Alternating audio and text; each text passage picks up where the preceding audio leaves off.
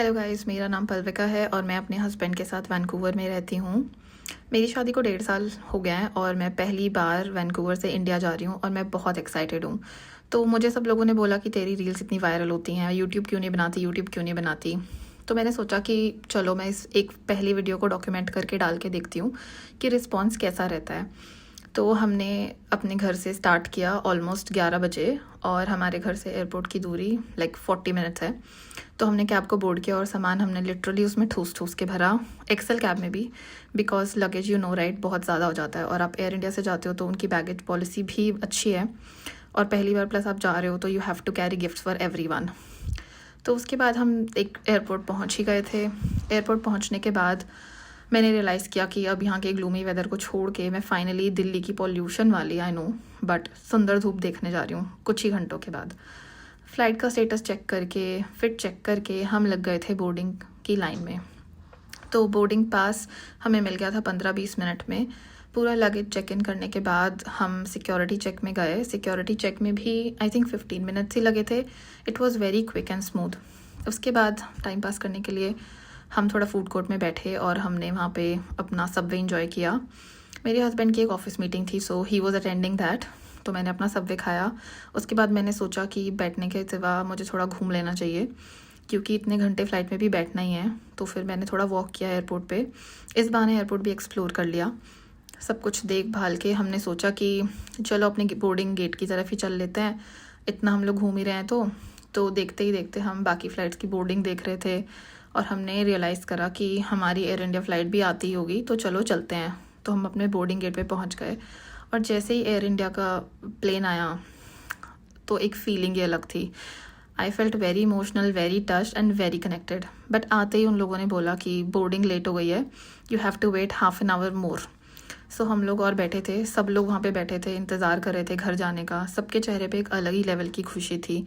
परिवार, बच्चे, सब लोग बहुत खुश थे। तो धीरे से फिर उन्होंने बोर्डिंग स्टार्ट करी।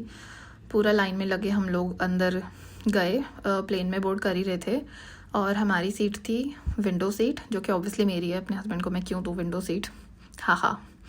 और उनकी मिडल सीट थी।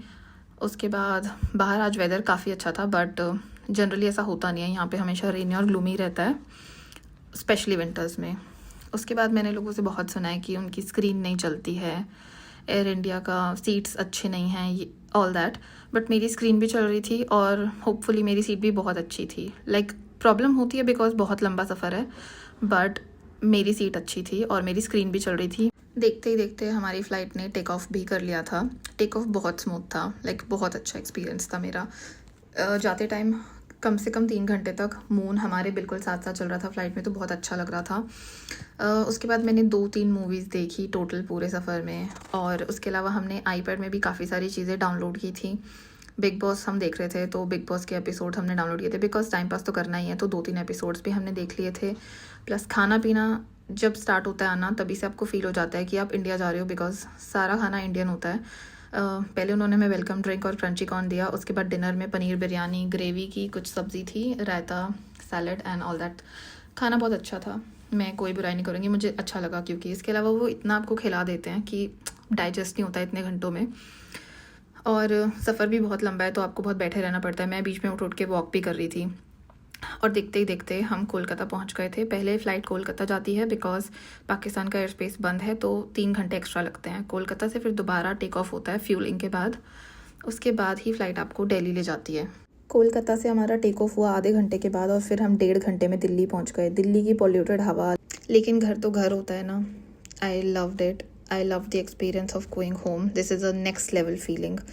उसके बाद हम लोग निकले अपनी फ़्लाइट से और इमिग्रेशन की तरफ गए। 10 मिनट में हमारा इमिग्रेशन हो गया था, लेकिन जब बेल्ट पे हमारा सामान आया तो उसमें पूरा 1 घंटा लग गया। तो काफ़ी बुरा एक्सपीरियंस था, लेकिन सब कुछ वर्थ इट था क्योंकि फाइनली आप घर आ गए हो।